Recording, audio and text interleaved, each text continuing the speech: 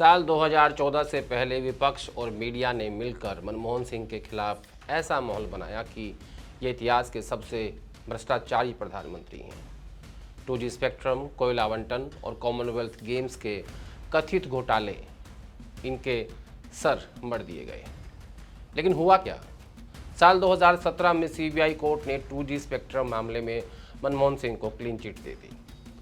उसी साल Commonwealth games मामले में भी क्लीन चिट मिल गई और अब इसी महीने सुप्रीम कोर्ट ने कोयला आवंटन मामले में भी पूर्व प्रधानमंत्री डॉक्टर मनमोहन सिंह को क्लीन चिट दे दी है। मनमोहन सिंह इस दुनिया में नहीं है, लेकिन उनकी एक बात आज इस सब पर बिल्कुल सटीक बैठती है। उन्होंने कहा था कि मैं ईमानदारी से मानता हूं कि इतिहास मेरे प्रति मीडिया और विपक्ष की तुलना में अधिक दयालु होगा। विपक्ष मनमोहन सिंह को मौन मोहन और कठपुतली कहा करता था, लेकिन मनमोहन सिंह ने अपने 10 साल के कार्यकाल में 100 से ज़्यादा प्रेस कॉन्फ्रेंस की, कुर्सी की चिंता किए बिना अमेरिका के साथ परमाणु समझौता किया, लगभग 27 करोड़ लोगों को गरीबी रेखा से बाहर निकाला, 60,000 करोड़ रुपए का किसानों का कर्ज माफ़ किया। आज के वीडियो में हम बात करेंगे डॉक्टर मनमोहन सिंह की।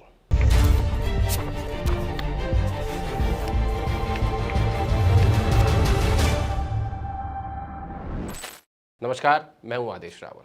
साल 1989 देश में आम चुनाव हुए। इस चुनाव में कांग्रेस 197 सीटों के साथ सबसे बड़ी पार्टी बनी, लेकिन पूर्ण बहुमत से दूर रह गई। कांग्रेस ने गठबंधन सरकार बनाने से इनकार कर दिया। इसके बाद जनता दल ने VP सिंह के लीडरशिप में गठबंधन सरकार बनाई, लेकिन यह गठबंधन सरकार जाति और मजहब की लड़ाई में फंस गई। देश भर में दंगे हुए और दिसंबर 1990 में VP सिंह को इस्तीफा देना पड़ा। अब अगले साल 1991 में देश में दोबारा चुनाव होने थे, लेकिन उस साल जनवरी महीने में अमेरिका ने इराक के तेल के कुएं पर हमला बोल दिया और तेल के दाम अचानक आसमान छूने लगे, जैसा आजकल हो रहा है। भारत में राजनीतिक अस्थिरता की वजह से पहले ही फॉरेन एक्सचेंज की किल्लत चल रही थी। ऊपर से तेल के बढ़ते दामों ने अर्थव्यवस्था की कमर तोड़ दी। भारत के लिए ये संकट भी बड़ा था, क्योंकि इसी साल आम चुनाव भी होने थे। पार्टियां चुनाव प्रचार में लगी हुई थी। इसी समय चुनावी प्रचार के दौरान राजीव गांधी की हत्या कर दी गई। इसके बाद नए प्रधानमंत्री बने नरसिम्हा राव। जयराम रमेश अपनी किताब to the brink and back India's 1991 story में लिखते हैं कि नरसिम्हा राव 21 जून को शपथ लेने वाले थे, लेकिन शपथ ग्रहण से 2 दिन पहले कैबिनेट सेक्रेटरी नरेश चंद्र ने नरसिम्हा राव को एक नोट दिया। नोट को देखकर राव के माथे पर बल पड़ने लगे। उन्होंने नोट देखते ही पूछा, क्या हालत इतनी खराब है? तब कैबिनेट सेक्रेटरी ने उन्हें जवाब दिया कि नहीं सर, इससे भी ज़्यादा खराब है। यहीं से हालात को देखते हुए राव ने मनमोहन सिंह को अपना वित्त मंत्री चुन लिया। इस काम के लिए डॉक्टर सिंह से बेहतर कोई इंसान नहीं हो सकता था, जिनके पास एक्सपीरियंस की भरमार थी, तजर्बा भरपूर था। ऑक्सफोर्ड से इकोनॉमिक्स में PhD, पंजाब और दिल्ली यूनिवर्सिटी में इकोनॉमिक्स पढ़ाने का अनुभव, 1972 से 1976 तक भारत सरकार के मुख्य आर्थिक सलाहकार, 1982 से 85 तक भारतीय रिजर्व बैंक के गवर्नर डॉक्टर मनमोहन सिंह रह चुके थे। वित्त मंत्री बनते ही डॉक्टर सिंह ने IMF और वर्ल्ड बैंक से लोन की मांग की। इस समय देश के पास विदेशी मुद्रा भंडार में केवल 15 दिनों के आयात के लिए पैसा बचा था, लेकिन IMF और वर्ल्ड बैंक ने मदद देने से इनकार कर दिया। उनकी शर्त थी कि भारत अपनी अर्थव्यवस्था में नीतिगत बदलाव लाए, तभी हम कुछ कर सकते हैं। पैसे की इतनी किल्लत थी और अर्थव्यवस्था में नीतिगत बदलाव अचानक संभव नहीं था, इसलिए सरकार ने RBI का 44 टन सोना गिरवी रख दिया। सोना गिरवी रखते ही रुपए की कीमत में भारी गिरावट हो गई। इसकी जिम्मेदारी लेते हुए डॉक्टर सिंह ने इस्तीफे की पेशकश की, लेकिन नरसिम्हा राव ने इस्तीफा स्वीकार नहीं किया। पहले इस्तीफा लेने के लिए आंदोलन नहीं करने पड़ते थे, जैसे आजकल हो रहे हैं, सड़कों पर आना पड़ता है। सोना गिरवी रखने के बाद देश को चलाने लायक पैसे आ गए थे। अब अगला कदम था उस साल का बजट। मनमोहन सिंह ने बजट का पहला ड्राफ्ट बनाया, लेकिन प्रधानमंत्री राव को वो पसंद नहीं आया। जिसके बाद मनमोहन सिंह दूसरा ड्राफ्ट तैयार करने में लग गए।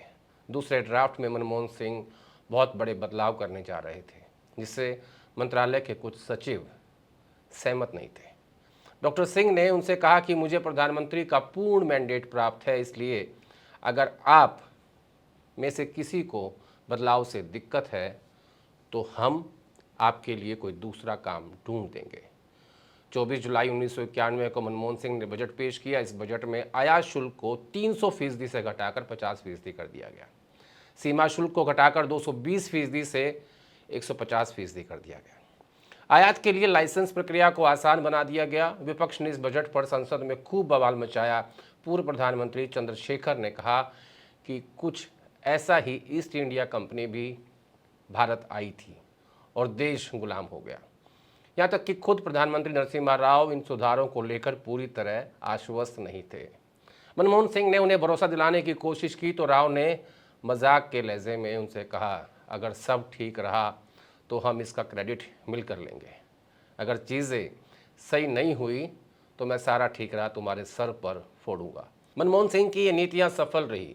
गिरवी रखा सोना साल के अंत तक वापस खरीद लिया गया। 1991 में भारत की अर्थव्यवस्था 266 बिलियन डॉलर थी और अगले 30 सालों में 4 ट्रिलियन तक पहुंच गई।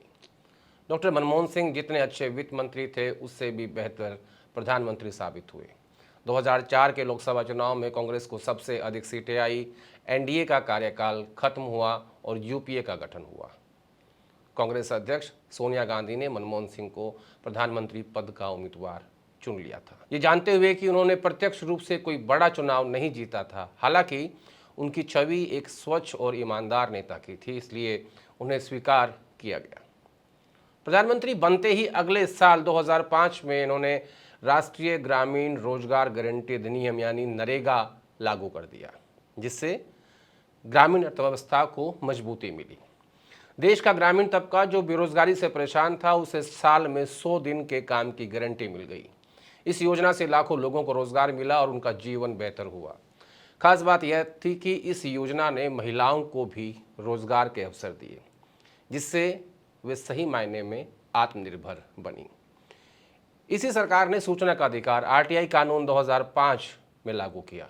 आरटीआई लोकतंत्र की मजबूती के लिए एक अहम कदम साबित हुआ। उसी साल उन्होंने अमेरिका के साथ परमाणु समझौता भी किया था। इस समझौते के तहत अमेरिका भारत को एटॉमिक एनर्जी के क्षेत्र में टेक्नोलॉजी देने के लिए राजी हो गया। विपक्ष और कम्युनिस्ट पार्टी ने अमेरिका के साथ समझौते का भारी विरोध किया। हालात ऐसे बन गए कि मनमोहन सिंह की प्रधानमंत्री की कुर्सी भी जा सकती थी, लेकिन कड़े विरोध के बावजूद डॉक्टर मनमोहन सिंह भारत अमेरिका परमाणु समझौते पर आगे बढ़ गए। वो डरे नहीं कि उनकी कुर्सी चली जाएगी। जिसके बाद वामपंथी दलों ने सरकार से अपना समर्थन वापस ले लिया और डॉक्टर सिंह फिर भी अड़े रहे। नतीजा क्या हुआ कि मनमोहन सिंह की सरकार को विश्वास मत की परीक्षा से गुजरना पड़ा। सरकार इस परीक्षा में पास हो गई। 18 जुलाई 2005 को भारत अमेरिका की तरफ से समझौते की संयुक्त घोषणा हुई और अक्टूबर 2008 से लागू हो गया। साल 2008 में जब आर्थिक मंदी आई तो डॉक्टर मनमोहन सिंह ने किसानों के 60,000 करोड़ रुपए के कर्ज को माफ़ कर दिया। इस आर्थिक मंदी के दौर में डॉक्टर सिंह ने जिस तरह देश को संभाला वो काबिल तारीफ था और साल 2009 के आम चुनाव में लोगों ने उन्हें इसका इनाम भी दिया। यूपीए फिर सत्ता में आ गई। इसके बाद उन्होंने आधार, शिक्षा का अधिकार, राष्ट्रीय खाद्य सुरक्षा अधिनियम और डायरेक्ट बेनिफिट ट्रांसफ़र जैसी योजनाएं लागू की थी।